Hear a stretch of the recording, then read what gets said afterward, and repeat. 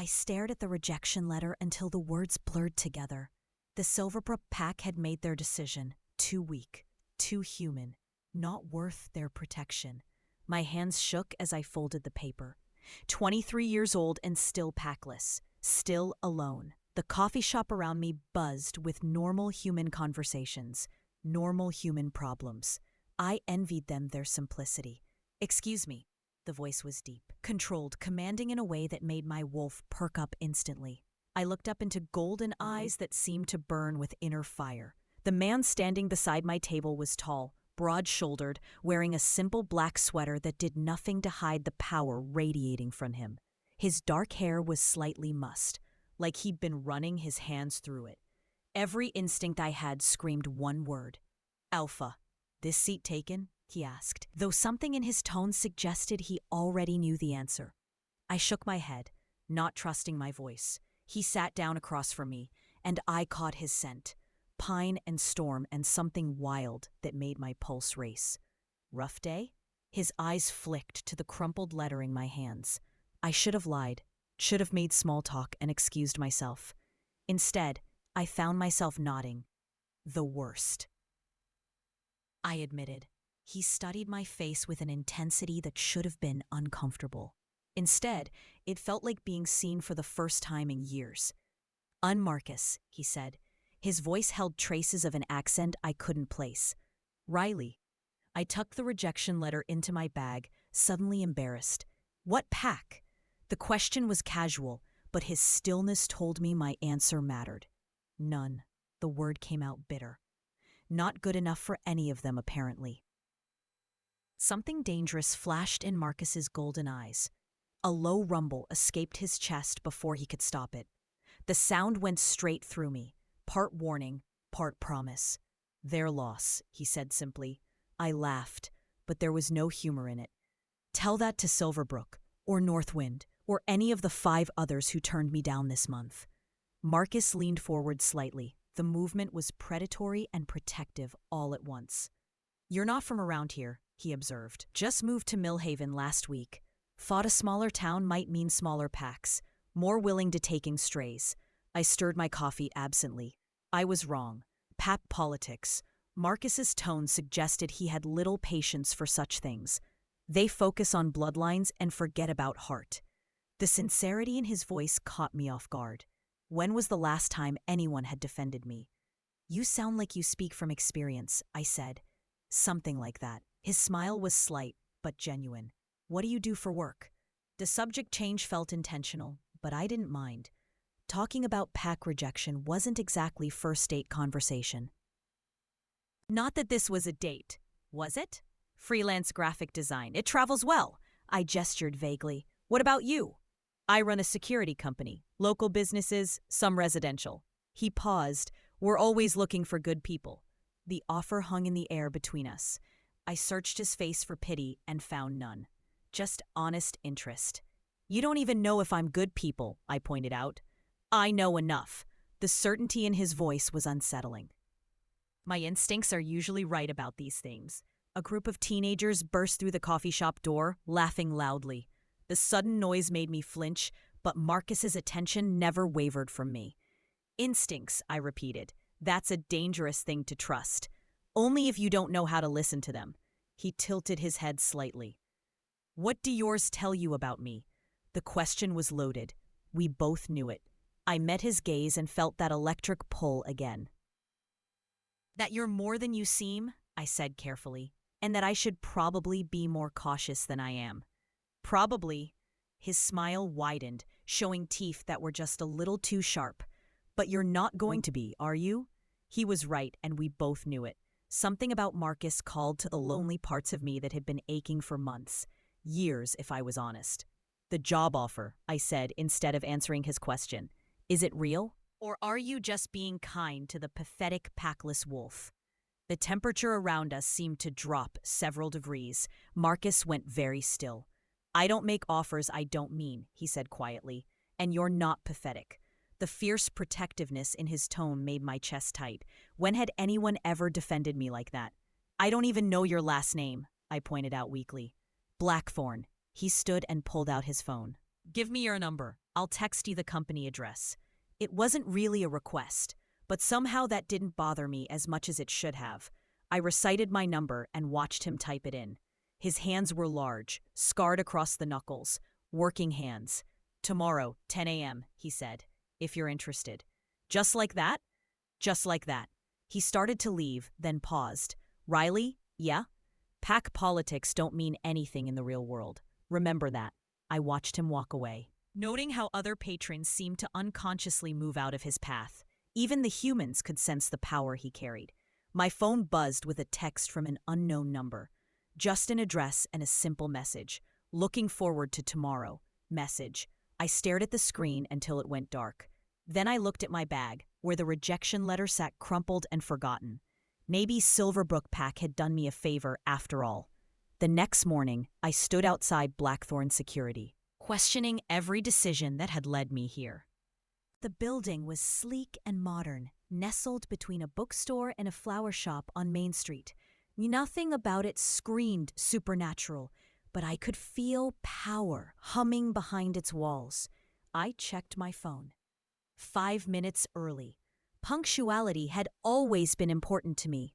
My mother used to say it was the one thing that might make up for everything else I lacked. You're early. Marcus's voice came from behind me. I turned to find him approaching with 2 coffee cups. He was dressed in dark jeans and a gray button-down that made his golden eyes even more striking. Professional, but with an edge of barely leashed wildness. Habit, I said, accepting the offered coffee. Our fingers brushed as I took the cup, and I felt a jolt of electricity that had nothing to do with static. Good habit. He keyed in a code at the front door. Come on, let me show you around. The interior was as modern as the exterior suggested. Clean lines, expensive furniture, state-of-the-art equipment. But underneath it all was that same thrumming energy I'd felt from the sidewalk. How many employees do you have? I asked as we walked past several empty offices. 15 officially, though not everyone works traditional hours. There was something in his tone that suggested layers I wasn't ready to understand yet. He led me to a spacious office with floor-to-ceiling windows overlooking the town square. A large desk dominated one corner, but the rest of the space was set up more like a comfortable living room. This would be your workspace, Marcus said, if you decide to take the job. You haven't even told me what the job is yet. I set my coffee down on the desk and turned to face him. Marketing coordinator, design work, social media, some client relations. He leaned against the doorframe, casual but alert. The pay is competitive, health benefits, flexible schedule. It sounded too good to be true. In my experience, things that seemed perfect usually were. What's the catch? I asked. No catch, but his eyes held secrets. Though you should know that most of my employees are like us. The admission hung in the air between us. I'd suspected as much. But hearing it confirmed was different. Pack, I asked carefully. Something like that. He moved into the room, closing the distance between us. Does that bother you? Should it? That depends. He stopped just close enough that I had to tilt my head back to meet his eyes. How do you feel about working for an alpha? My heart stuttered. I'd known, on some instinctual level, but having him confirm it was like being struck by lightning. You're Alpha of the Blackthorn Pack. His voice was gentle but unmistakably powerful. Does that change things? A dozen questions flooded my mind. Why was he offering me a job? What kind of pack was Blackthorn? Why did being near him feel like coming home when I'd spent my whole life being rejected? I don't understand, I managed. What don't you understand? Why me? You could have anyone. Why offer a job to some packless nobody you met in a coffee shop? Something fierce flashed across his face. In one smooth movement, he closed the remaining distance between us. I found myself backed against the desk, trapped between it and his imposing frame. Listen to me, very carefully, he said, his voice dropping to something between a whisper and a growl. You are not nobody. You are not worthless. And any pack that turns you away is made up of fools who can't recognize strength when they see it. The conviction in his words made my throat tight. No one had ever spoken about me like that. Like I was worth defending, worth fighting for. "You don't know me," I whispered. "I know enough." His hand came up to cup my cheek, thumb brushing across my skin. "I know you're brave enough to keep trying, even after being rejected repeatedly. I know you're independent enough to move to a new town and start over." His touch was warm, grounding. I felt myself leaning into it despite every self-preservation instinct I had. "And I know," he continued, his voice softer now, "that from the moment I saw you yesterday, every instinct I have has been screaming that you belong here. With us. With me." The confession stole what little breath I had left. This was crazy. I'd known him less than 24 hours. Things like this didn't happen in real life. But the mate bond didn't care about logic or timeline.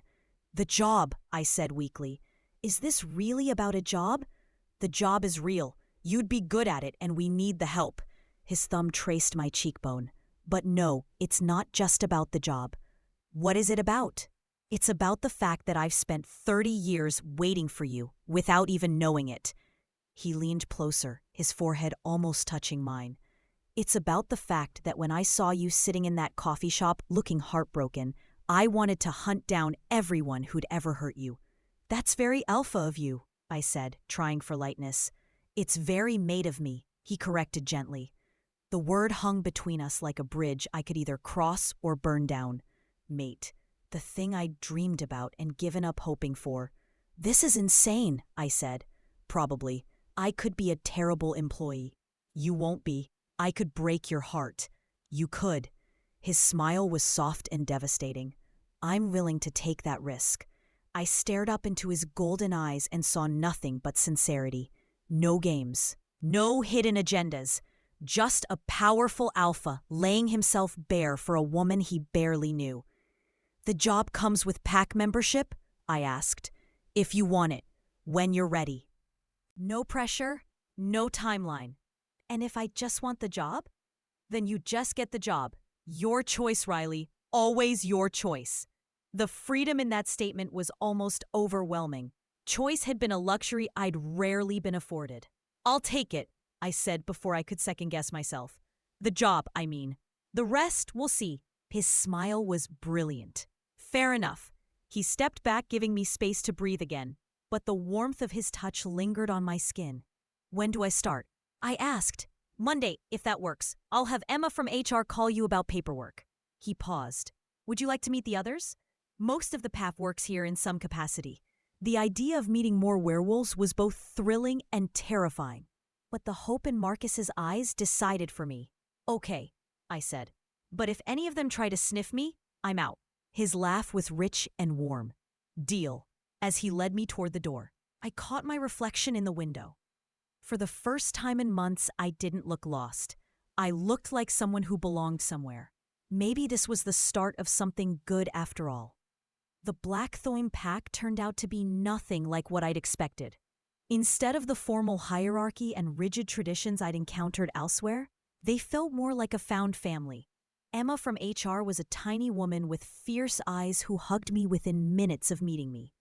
Jake and Milo from security spent half an hour arguing about the best pizza places in town before remembering to introduce themselves properly.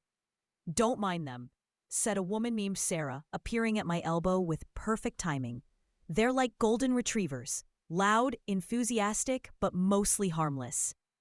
"I heard that," Jake called from across the break room. "You were meant to," Sarah called back sweetly. She turned to me with a grin. "I handle client relations, also pack mom duties when necessary." "Pack mom?" I asked. "Someone has to make sure these overgrown children eat actual food and don't wear the same shirt 3 days in a row." She shot a meaningful look at Milo, who had the grace to look embarrassed. The casual warmth was almost overwhelming. I'd spent so long being evaluated, judged, found wanting. Here they just accepted me, like it was the easiest thing in the world. "Riley?" Marcus appeared in the doorway.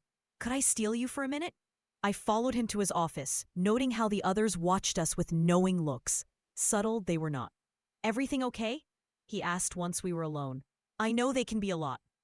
"They're wonderful," I said honestly. "Is it always like this?" "Like what?" "Easy, welcoming." I sat down in one of the chairs facing his desk. Every other pack I've met has felt like a job interview that never ends. Marcus settled behind his desk, but didn't create distance between us. If anything, he leaned forward, closing the gap. "We don't do politics here," he said. "Life's too short and family's too important." "Is that what this is? Family?" "What do you think?" I considered the question seriously. The laughter from the break room, Sarah's automatic inclusion of me in her teasing, the way Emma had hugged me like we'd known each other for years. "It feels like family," I admitted. "I'm just not used to being included so quickly." "Their loss?" Marcus said simply. "Our gain."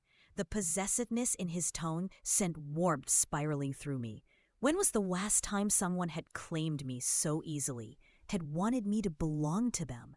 "Marcus," I started, then stopped. I didn't know how to ask what I wanted to ask. "What is it?" "The mate thing," I said, heat flooding my cheeks. "How does that work exactly? I mean, I know the basics, but you want to know what it means for us specifically?" "Yeah." He was quiet for a long moment, and I wondered if I'd pushed too hard too fast. Then he spoke, his voice careful. "It means I'm drawn to you in ways I can't fully explain. It means every protective instinct I have goes into overdrive when you're upset. It means I want to take care of you, but only if you'll let me. And for me? What do you feel when you look at me?" I met his eyes and felt that familiar electric pull, a sense of rightness that made no logical sense. "Safe," I said quietly, like I can stop running and catch my breath for the first time in years. "That's a good start." "Just a start?" His smile was soft. "The bond grows stronger with time, with trust, with choice." He paused. "I won't lie to you, Riley. Part of me wants to claim you right now. Mark you so thoroughly that every wolf within 50 miles knows you're mine." The raw honesty in his confession made my pulse race. "But," he continued, "a bigger part of me wants you to choose this. Choose me, not because of biology or instinct, but because you want to. And if I need time, then you take time. I'm not going anywhere." The simple statement held more weight than grand romantic gestures ever could. Stability, permanence, the promise that I wouldn't have to keep running. "I should probably get home," I said, though I didn't particularly want to leave. "Figure out what to wear on my first day." "Anything you're comfortable in. We're pretty casual here." He walked me to the front door, and I was acutely aware of his presence beside me. The way he moved with predatory grace, the careful control that suggested tremendous strength held in check. "Riley?" he said, as I reached for the door handle. "Yeah? Thank you. For what?" "For giving us a chance, for taking a leap of faith." I looked up at him and felt something shift in my chest. Not just attraction or gratitude, but something deeper. The first tentative roots of genuine affection. "Thank you for catching me," I said. His smile was devastating. "Always." I made it 3 blocks before the doubts started creeping in. This was too good to be true. Perfect job, perfect pack, perfect alpha who seemed to want exactly what I had to offer. Things like this didn't happen to me. By the time I reached my tiny apartment, I'd convinced myself that Monday would bring disappointment, that I'd misread the situation somehow, that Marcus would come to his senses and realize he'd made a mistake. I spent the weekend alternately excited and terrified, picking out clothes and then second-guessing every choice. By Sunday night, I was ready to crawl out of my skin, my phone buzzed with a text just as I was contemplating a strategic case of food poisoning. "Nervous about tomorrow? It's normal. You belong here, miss." The message was simple, but it cut through my spiraling anxiety like a blade. He'd known. Somehow, he'd known exactly what I needed to hear. I typed back, "How did you know?" His response came immediately. "Because I know you, and because I remember my first day with a new pack." What happened? I threw up in the parking lot. Sarah still brings it up at every pack meeting, despite everything. I found myself smiling. The idea of composed, confident Marcus being nervous enough to vomit was oddly comforting. Feel better now? Much, thank you. Sleep well, Riley. Tomorrow's going to be good. I fell asleep with the phone still in my hand and Marcus's words echoing in my mind. Tomorrow would be good. I was starting to believe it might be true. Monday morning arrived, gray and drizzling, but I felt lighter than I had in months. I'd chosen a simple black dress with a cardigan, professional but not trying too hard. My hands were steady as I drove to the office. Marcus was waiting for me in the lobby, 2 coffee cups in hand, and that same devastating smile on his face. "Ready for your first day?" he asked. "Ready," I said, and meant it. He handed me the coffee and led me toward my new office. "Emma left your paperwork on the desk. No rush. But whenever you get a chance. What's first on the agenda?" "Whatever you want. Get settled, look over our current marketing materials, start getting a feel for the company voice." He paused outside my office door. "I'm right next door if you need anything." The reminder that he'd be close by was more comforting than it should have been. I was supposed to be independent, self-sufficient, but something about knowing Marcus was within reach made the world feel more manageable. "Marcus," I said as he turned to leave. "Yeah? This feels right." His smile was soft and proud. "I'm glad. I spent the morning reviewing files and getting familiar with Blackthorn Security's current projects. The work was interesting, varied, and exactly the kind of challenge I'd been craving. By lunch, I was completely absorbed in redesigning their website layout. "Knock knock," Sarah called from my doorway. "Ready for a lunch break? Is it really noon already?" 12:30, actually. Marcus sent me to drag you away from the computer before you forgot to eat. The casual care in the gesture made my chest warm. He didn't have to do that. "Try telling him that," Sarah grinned. "Come on. There's a sandwich place across the street that does amazing turkey clubs." We were halfway across the square when I caught a familiar scent. My steps faltered as I recognized the cologne, expensive and cloying. "Riley, you okay?" Sarah asked. Before I could answer, a voice called my name from behind us. "Well, well, Riley Summers." I turned to find David Ashford approaching, immaculate in his tailored suit. Beta of the Silverbrook Pack and the man who'd personally delivered my rejection letter. "David," I said carefully, "what brings you to Mill Haven?" "Business." His eyes flicked to Sarah, dismissive. "I heard you'd found employment. I wanted to make sure you understood the delicacy of your situation." Sarah stepped slightly closer to me, a subtle but unmistakable show of support. I felt some of my tension ease.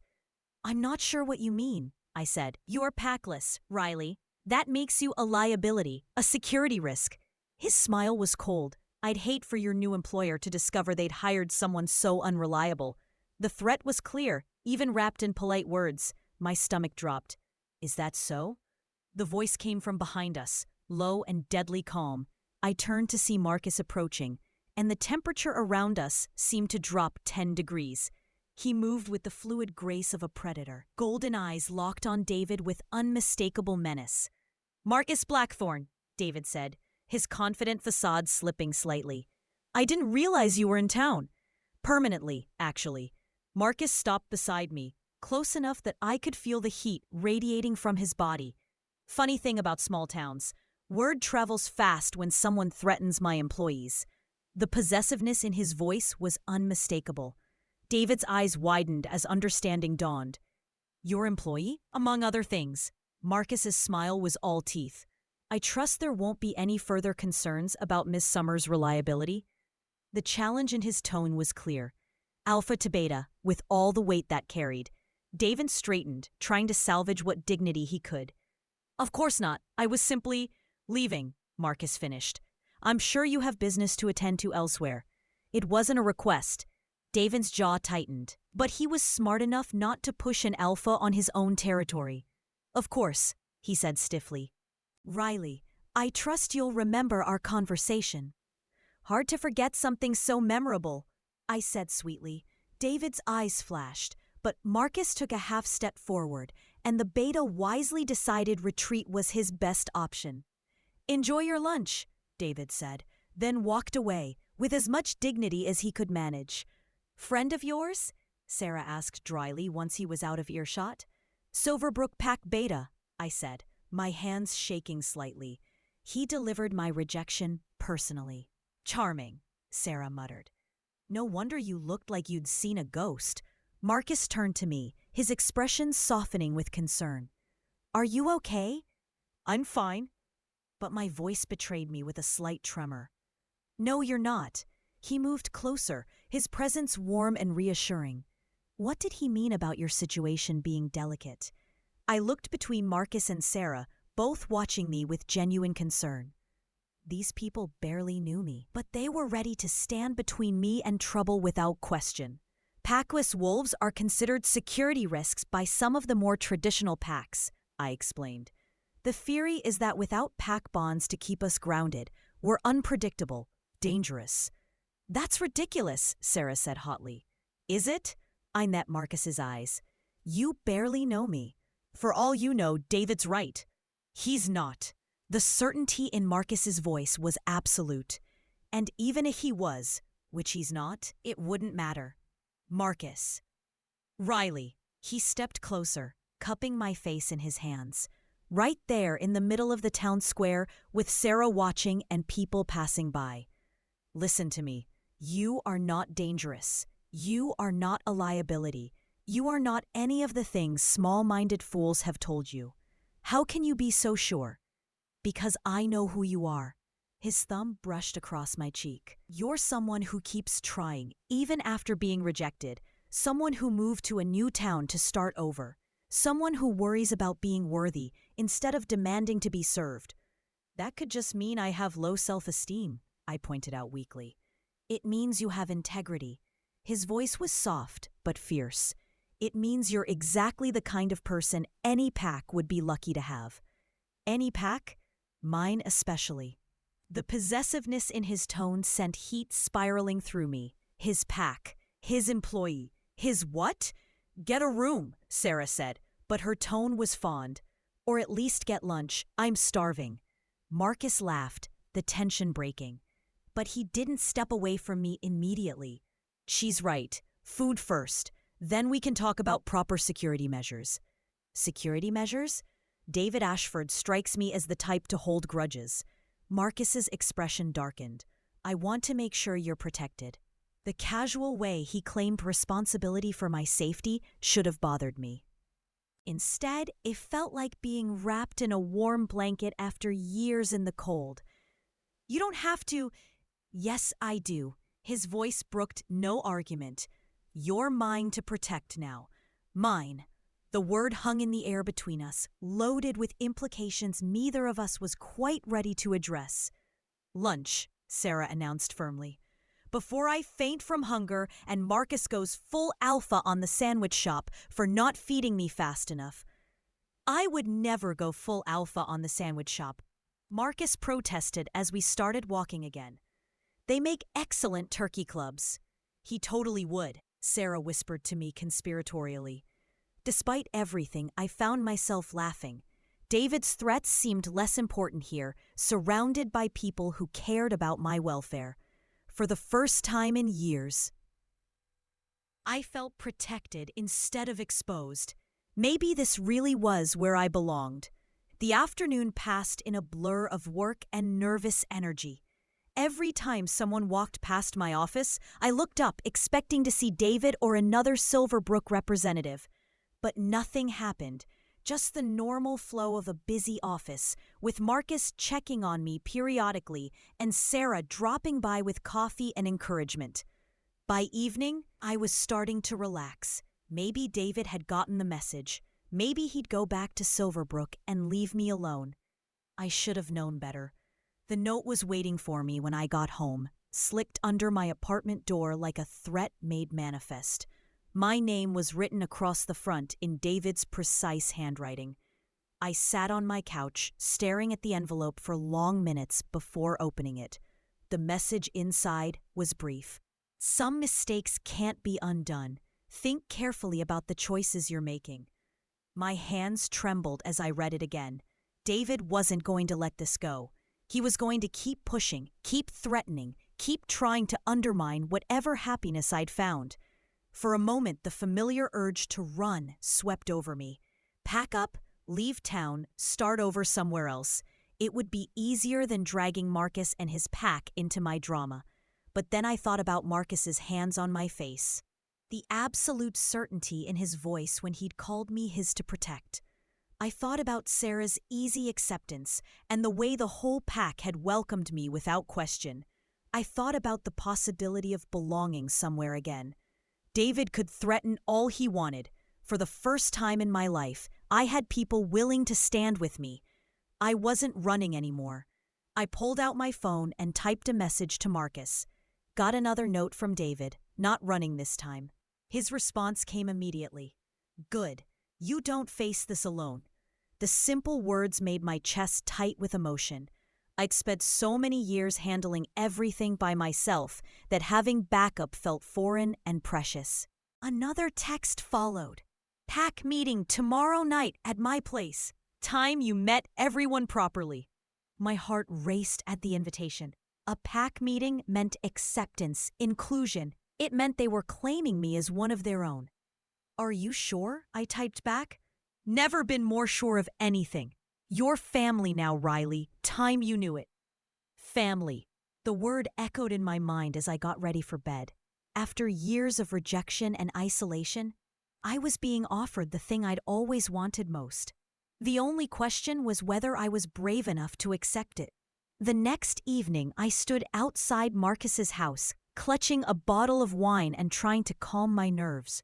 Through the windows, I could see warm light and moving figures, hear laughter and conversation, the sounds of family. You gonna stand there all night? Or are you coming in? Marcus's voice came from behind me. I turned to find him approaching from the side yard, carrying what looked like firewood. I'm nervous, I admitted. Of what? What if they don't like me? What if I don't fit in? He set the wood down and moved closer, his expression gentle. Riley, they already like you. You've been working with them for weeks. This is just making it official. Official? You're joining the pack, if you want to. His golden eyes searched my face. Do you want to? The question hung between us, weighted with possibility. Joining a pack meant safety, belonging, family. It also meant obligation, responsibility, permanent ties. What does it mean exactly, joining? It means we claim you as family, protect you, support you, stand with you, no matter what. His voice was soft but sure. It means you have a home here for as long as you want it. And what do you get in return? Your loyalty. Your trust. Your presence in our lives. The simplicity of it was overwhelming. No complicated politics or bloodline requirements, just mutual care and commitment. Yes, I said before I could lose my nerve. I want to join. His smile was brilliant. Then let's go make it official. He took my hand and led me to the front door. The moment we stepped inside, I was enveloped in warmth and noise. The entire pack was there. Maybe 20 people ranging from teenagers to gray-haired elders, all of them turning to look at me with welcoming smiles. Everyone, Marcus said, his voice carrying easily over the chatter. I'd like you to officially meet Riley Summers, our newest pack member. The response was immediate and overwhelming. Hugs, congratulations, people pressing food and drinks into my hands. Sarah appeared at my elbow with a grin. Told you they'd love you. She said, an older woman with silver hair and kind eyes approached us. I'm Margaret, Marcus's aunt. I've heard so much about you, dear. All good things, I hope, I said. The best things. Her smile was warm. Marcus hasn't stopped talking about you since the day you met. Heat flooded my cheeks. He's been very kind. Kind nothing. That boy is smitten. Margaret's eyes twinkled. And from what I can see, the feeling is mutual. Before I could respond, Marcus appeared at my side. Aunt Maggie, are you embarrassing Riley already? Someone has to. You're too much of a gentleman to do it properly. He laughed, the sound rich and warm. Come on, Riley, let me introduce you to everyone properly. The next hour passed in a blur of names and faces. Jake and Milo, whom I already knew from the office. Emma and her husband Tom. A dozen others, all welcoming me like they'd been waiting for me their whole lives. How does this work exactly? I asked Sarah during a quiet moment. The pack bond? It's not magic, if that's what you're worried about. More like chosen family made official. She gestured around the room. We look out for each other, support each other, make decisions together when they affect the whole group. And Marcus is the alpha? He leads, we follow, but he listens to us too. It's not a dictatorship. Sarah's expression grew serious. He's a good man, Riley. One of the best I've ever known. I can see that. Can you? Because sometimes I think you still expect him to let you down. The observation was uncomfortably accurate. I did keep waiting for the other shoe to drop, for Marcus to reveal some hidden agenda or requirement I couldn't meet. Old habits, I said quietly. Time to develop new ones. Before I could respond, Marcus appeared at my side. Ready for the formal part? My stomach fluttered with nerves. What happens in the formal part? Nothing scary, just a simple ceremony to make you officially pack. He led me to the center of the room, where the others had formed a loose circle around us. The casual atmosphere shifted to something more solemn, more meaningful. Riley Summers, Marcus said, his voice carrying to every corner of the room. Do you choose to join the Blackthorn Pack freely and willingly? I do. Do you promise to stand with us in good times and bad, to offer aid when needed and accept help when offered? I promise. Do you swear to keep our secrets, protect our family, and honor the bonds that tie us together? I swear. He smiled, and the formal tone shifted to something warmer. Then, by the power vested in me as Alpha and witnessed by our family, I welcome you home. The room erupted in cheers and applause. People rushed forward to congratulate me, to hug me, to welcome me officially into their fold. I was overwhelmed by the warmth, the acceptance, the immediate sense of belonging. How do you feel? Marcus asked quietly in my ear. Like I'm exactly where I'm supposed to be, I said, and meant it completely. Good, because you are. The celebration continued late into the night. Stories were shared, plans were made, and I found myself laughing more than I had in years. These people, my pack now, were everything I'd hoped to find and never quite believed existed. As the evening wound down and people began to leave, Marcus caught my arm. Stay? He asked softly. We need to talk. I nodded, helping to clean up while the last of the pack members said their goodbyes. Soon it was just Marcus and me in his living room, the fire crackling softly in the hearth. Thank you, I said, for tonight, for everything. You don't need to thank me. This is what family does. Is that what we are? Family? He moved closer, his expression serious. We're whatever you want us to be, Riley. Family, pack, friends. He paused. More, if you're ready for it. More? You know what I mean. I did know. The mate bond, the connection that had been growing between us since that first day in the coffee shop. The possibility of something deeper than pack loyalty or friendship. I'm scared, I admitted. Of what? Of wanting something so much and having it taken away again. I won't take it away. His voice was gentle but sure. I won't leave, won't change my mind, won't decide you're not worth the trouble. How can you be so certain? Because I know what I feel when I look at you. He cupped my face in his hands. And I know what I see when you look at me. What do you see? Hope, trust, the beginning of something real. He was right. Despite all my fears and defenses, I did trust him. More than I trusted anyone in years. Marcus, I started, then stopped. I didn't know how to ask for what I wanted. What is it? Show me, I whispered. Show me what more looks like. His smile was soft and devastating. Are you sure? I'm sure. He leaned closer, his breath warm against my skin. Riley? Yeah. You're mine now, officially, in every way that matters. Yours, I agreed, and felt something inside me settle into place. When he kissed me, it was soft and sure and full of promise. Like coming home after a long journey. Like finding something I hadn't even known I was looking for. When we broke apart, I rested my forehead against his. What happens now? I asked. Now we build something together. Something lasting. Just like that? Just like that. His arms tightened around me. You're not alone anymore, Riley. You'll never be alone again. For the first time in my adult life, I believed it might be true. 2 weeks later, I stood on Marcus's back porch watching the full moon rise over the forest. The pack had gathered for the traditional run, their excitement palpable in the cooling air. Nervous? Marcus asked, appearing beside me with 2 cups of coffee. A whittle. I accepted the warm mug gratefully. It's been a while since I ran with others. You'll remember, it's like riding a bicycle. A bicycle that involves shifting into a wolf and running through the woods in the dark. Exactly. His grin was infectious. Trust me, you're going to love it. He was right. The moment I shifted and felt the pack around me, I remembered what I'd been missing. The sense of belonging, of moving as part of something larger than myself. The joy of running free under moonlight with family at my side. Marcus ran beside me, his massive black wolf protective and strong. When I stumbled over a root, he was there to steady me. When I wanted to explore a new scent, he followed without question.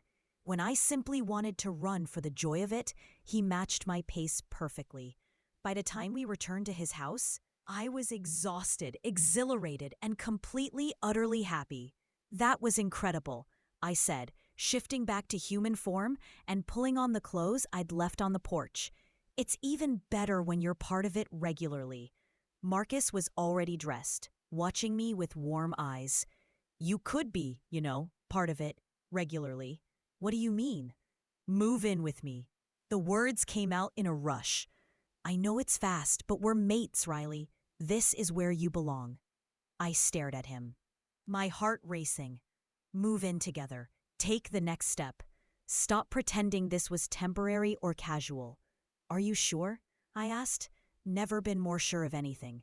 He moved closer, taking my hands in his. I love you, Riley. I want to build a life with you. I love you too, I said, the words feeling right and true. But what about David? About the threats? Let me worry about David. His voice hardened slightly. He can't touch you here. You're under my protection, part of my pack. That means something in our world. And if he doesn't back down? Then we deal with it together. His expression softened. You're not facing this alone anymore, remember? I looked up at him. This man who'd given me everything I'd never dared hope for. Safety, belonging, love. A future that stretched ahead bright with possibility. Okay, I said. Okay? Okay, I'll move in with you. I smiled, feeling lighter than air. Let's build something together. His kiss was fierce and joyful, full of promise and passion. When we broke apart, he rested his forehead against mine. Welcome home, he said softly. Home. The words settled in my chest like a warm glow, chasing away the last shadows of doubt and fear. I was home. Finally, completely, perfectly home. And I was never leaving again. 3 months later, I woke up in Marcus's arms on a Saturday morning, sunlight streaming through the bedroom windows. The house was quiet, peaceful. Our house now, filled with both of our belongings and the comfortable rhythms of shared life. Good morning, Marcus murmured against my hair, his voice rough with sleep. Good morning. I turned in his arms to face him, smiling at the sight of his tousled hair and sleepy golden eyes. Sleep well? Always do with you here. It was true. The nightmares that had plagued me for years had faded, replaced by dreams of running through moonlit forests and waking up safe in his arms. What's the plan for today? I asked. Pack barbecue at 3. Before that? He grinned and rolled me beneath him. I can think of a few things. I laughed, pulling him down for a kiss. This was happiness, I realized. This quiet morning contentment. This certainty that I belonged exactly where I was. My phone buzzed on the nightstand, interrupting the moment. Marcus groaned. Ignore it, he said against my neck. Could be important. I reached for the phone. Then froze when I saw the name on the screen. Cole Ashford. Marcus must have sensed my tension because he immediately pulled back, alert. What is it? I showed him the phone. His expression darkened. Don't answer it. Maybe I should. Get it over with. Riley. I was already swiping to answer. Hello, Cole. Riley. Thank God. I wasn't sure you'd pick up. His voice was different than I remembered. Strained, worried, almost frightened. What do you want, Cole? I need to see you. It's about David. What about David? He's lost it, Riley. Completely lost it. He's convinced himself that you're some kind of threat to pack security everywhere. My stomach dropped. What does that mean exactly? It means he's called a council meeting next week to discuss the packless problem in the region. The council, the governing body that oversaw werewolf politics across multiple territories. If David had their ear, he could make my life impossible. Why are you telling me this? I asked. Because despite everything, I still care about you. And because what David's doing is wrong. Cole's voice cracked slightly. He's using our past relationship to justify this vendetta, claiming you manipulated me, turned me against the pack. That's ridiculous. I know that, you know that, but the council doesn't know that. He paused. Riley, if they side with David, they could declare you a rogue wolf. That would give any pack the right to. He didn't need to finish. I knew what happened to wolves declared rogue by the council. There has to be something we can do, I said. There is. I can testify on your behalf. Tell them the truth about what happened between us. Why would you do that? Because it's the right thing to do, and because I owe you that much. I looked at Marcus, who'd been listening to the conversation with growing tension. Where and when? I asked Cole. Tomorrow. The old cabin by Miller's Lake. Just you and me, no pack politics, no interference. Every instinct I had screamed that this was a trap. But if Cole was telling the truth about the council meeting, I might not have a choice. I'll think about it, I said. Don't think too long, Riley. David's moving fast on this. The line went dead. I set the phone down with shaking hands. Absolutely not, Marcus said immediately. You're not meeting him.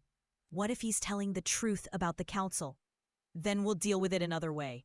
Marcus sat up, running his hands through his hair. But you are not walking into what could be an ambush. Marcus, no. His voice carried the full weight of his alpha authority. I won't lose you to David Ashford's games. I should have been annoyed by the commanding tone. Instead, I was grateful for his fierce protectiveness. So what do? We call an emergency pack meeting. Get everyone's input, make a plan that doesn't involve you facing potential danger alone. And if the council really is involved, then we prepare for a fight. His expression was grim but determined. I told you before, Riley, you're mine to protect. That means from council politics too. I leaned against him, drawing strength from his solid presence. I never wanted to drag you into this, I said quietly. You didn't drag me anywhere. I chose this, chose you, with my eyes wide open. He pressed a kiss to the top of my head. We'll face whatever comes together. Together, the word that had come to define my new life. No more running, no more hiding, no more facing problems alone. Okay, I said, let's call that meeting. The pack gathered at Marcus's house within 2 hours. Their faces serious when they learned about Cole's call. The easy camaraderie I'd come to love was replaced by the focused intensity of a family under threat. The council hasn't been active in this region for years, said Margaret, Marcus's aunt. If David's managed to get their attention, this is serious. How serious? I asked. Serious enough that we need to be prepared for anything, Jake said grimly. Council rulings are binding across all pack territories. So we fight it, said Emma fiercely. Riley's done nothing wrong. Fighting the council isn't like fighting another pack, Marcus said carefully. They have resources, influence, legal authority in our world. Are you saying we should just let them railroad Riley? Sarah demanded. I'm saying we need to be smart about this. Marcus looked around the room. If Cole is telling the truth about the meeting, we have maybe a week to prepare our case. What kind of case? I asked. Character witnesses. Evidence of your integration into our pack. Proof that you're not the security risk David claims you are. Will that be enough? It has to be. The meeting continued for another hour, with the pack brainstorming strategies and dividing up tasks. By the time everyone left, I felt slightly more hopeful. I wasn't facing this alone. But as I watched Marcus lock the door behind the last departing pack member, I couldn't shake the feeling that David wasn't going to make this easy. "You're worried," Marcus observed. "Shouldn't I be?" "Probably." He moved to me, pulling me into his arms. "But not alone. Whatever happens, we face it together. Even if it means fighting the council, especially then." His voice was fierce with conviction. "You're my mate, Riley. My family. I'll fight heaven and earth to protect you." The absolute certainty in his voice made my chest tight with emotion. A year ago, I'd been completely alone, rejected by every pack that might have offered me shelter. Now I had a man who would go to war for me and a family willing to stand with us. "I love you," I said softly. "I love you too." He kissed me gently. "And I'm not letting anyone take you away from me." As we headed upstairs together, I found myself thinking about the future. Whatever the council decided, whatever David threw at us, we'd face it together. Marcus was right about that. I was done running, done hiding, done letting other people's fears and prejudices dictate my life. If David Ashford wanted a fight, he'd get one. But this time, I wouldn't be fighting alone. This time, I had everything worth fighting for.